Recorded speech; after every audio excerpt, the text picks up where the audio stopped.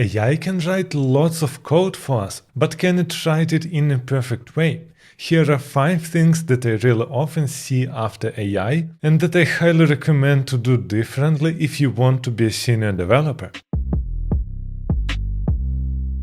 Problem number 1, derived and computed. Really often I see that AI skips using computed properties or is writing code in imperative way. And here's the example of typical React code which looks totally fine. And if you see it out of the AI, you will for sure just merge it. What is the problem with this code? We have our add item, we're creating new list, setting items and calculating total. The main problem in this code is that we are manually calculating total instead of using computed. And exactly the same problem you can get inside Angular. Again, we're using here signals and we have our total. This code will break every single time when you forget to update total. Like for example, you're implementing remove item, you forgot to update total, you have a bug. If you are using some derived values, like for example a variable which is automatically computed or computed signal inside Angular, you won't have such problem. Exactly the same I see every single time when AI tries to implement some business logic. It is using lots of for loops instead of, for example, maps, which produces more variables and is often difficult to read. So as a senior developer, you must remember, if you are writing code to keep 2 variables equal, you have 1 variable too many. In our case here, we don't really need to change variable total because it can be calculated based on the first variable.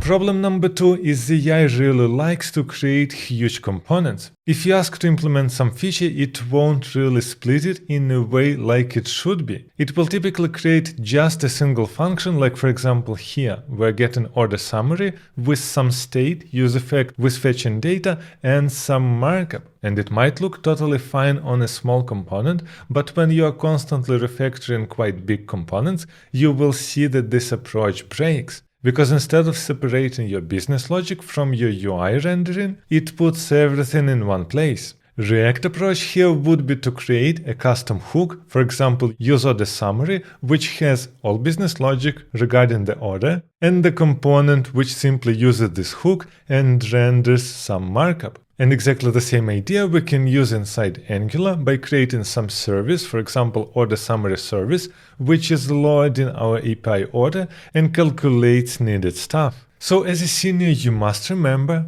if you can test your business logic without rendering a component, the architecture is wrong. And this is exactly what we are doing in my middle to senior Frontend Bootcamp, where we're extremely focused on architecture and planning our project from scratch.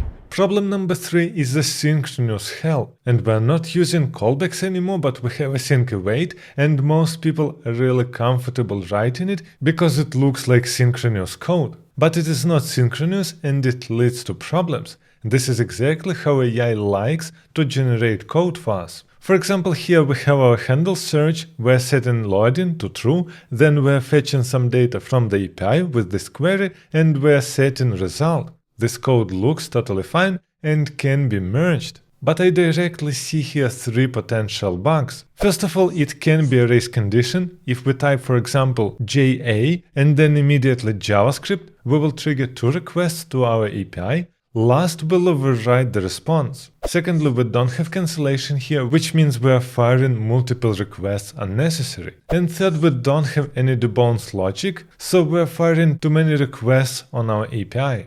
If we want to refactor this code, I would personally prefer to use RxJS, because inside we can use a subject like search, use debounce time to implement it, distinct until changed, checks that our query was not changed, and only after that we are getting our API call. And again, on failure, we can do twice a retry to make sure that our code is working. Or for example, in React, you can use ten-stacked query for that and provide some checks when we need to fire this query. But again, it is not that flexible as RxJS. So you must always remember, middle developer checks the happy path, senior developer designs for race conditions, retries, and cancellations upfront.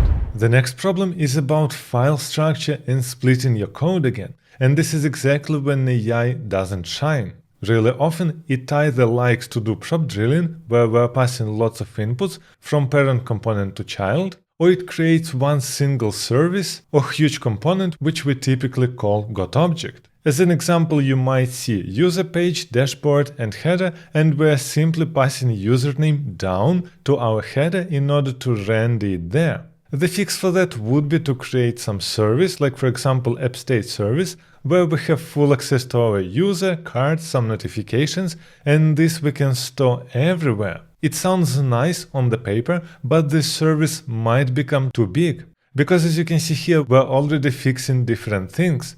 We're storing here not only user information, but also card information, notifications, and different stuff, which is not really related to one another. The senior developer will always ask who owns this data. If we're talking about Angular here, we can use something like feature scoped provider. So we have our component app checkout, and checkout service is scoped to our component, which means we're registering it and using it only here.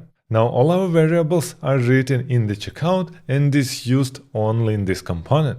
In React you can do exactly the same by creating a context and the use context hook. For example, we're creating our checkout with checkout provider and we're storing the list of cart items and the promo code inside it. So before you add something to global state, you need to think, is it really belonging to global state or somebody owns this data? One more problem that I see really often is about TypeScript and correct typings. Let's assume that we have a function getDisplayName where user is any, so it is not typed, either from a bad developer or from the library. And realistically this function works because we are checking that our user has a profile and a name, and only then we are rendering it. In other case we are rendering anonymous. But realistically all this code is not needed at all if you are using TypeScript, because TypeScript forces our types and promises us that we will get data in the correct format. So all these checks that you have nested values like profile, name, or items inside order are simply not needed. All this code can be completely removed. But if you are getting this data from the API, it might still be a problem because obviously TypeScript can't cover you there. This is why it makes a lot of sense to use a library like for example Zod to cover everything with typings in the runtime, and then you will get exactly a runtime error if the data is in the wrong format. Like for example here we are defining our item schema and an order schema, and we are sure that what we are getting is correct. Now when we are fetching our order from the API, we are calling order schema parse, and it will exactly throw an error when the data is in the wrong format. Exactly the same we can do with our getDisplayedItems and format order, because now we have a correct data type. And if you don't want to use Zod, for example, you can just write a manual guard. So we're saying that our data is of type unknown, and then we're checking that if it is object and it's not null and we have ID items inside and it is an array, then we're assuming that it is order.